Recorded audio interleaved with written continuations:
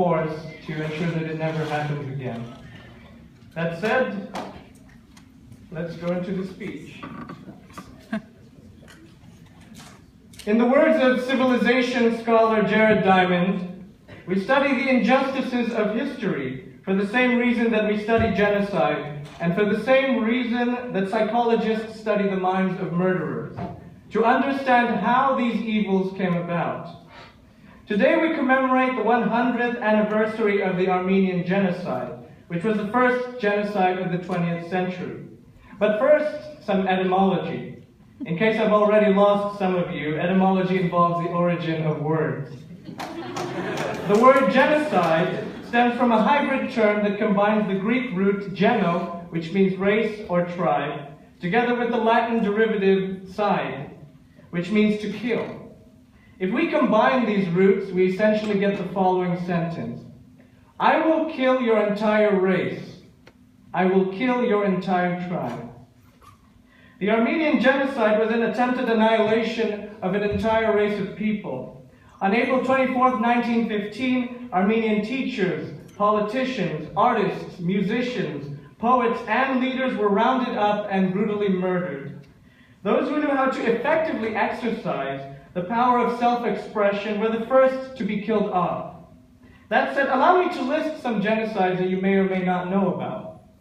First, as previously mentioned, the Armenian Genocide perpetrated by the Turkish government.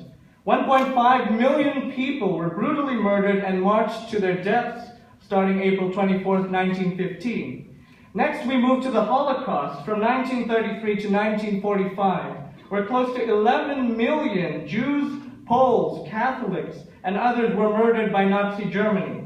Let's keep going. The Cambodian Genocide in the 1970s, where close to 1.7 million Cambodians, that's 21% of the population, were tortured and murdered. The Kurdish Genocide in Iraq in the 1980s, millions killed. The Bosnian Genocide in the 1990s, again, millions killed. The Rwandan Genocide, where close to 800,000 Tutsis were killed by the Hutus. The genocide of the Albanians in Kosovo, once again, millions killed.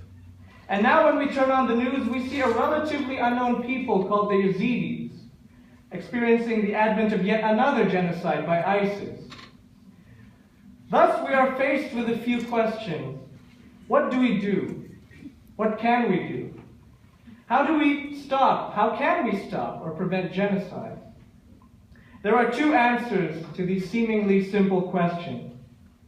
First, knowledge. As the overused saying goes, knowledge is power. When the world knows about man's inhumanity to man, people begin to question regimes which imbue hatred and murder upon others. Passivity and apathy are, in a sense, the result of ignorance.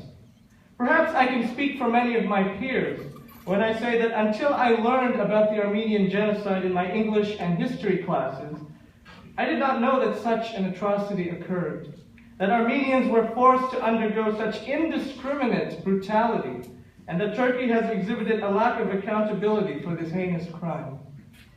Second, tolerance.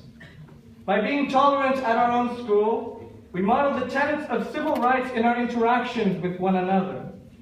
Whether we are Filipino, Latino, Armenian, Nigerian, Irish, Palestinian, Vietnamese, Chinese, or Italian, we can serve as a collective force against crimes against inhumanity.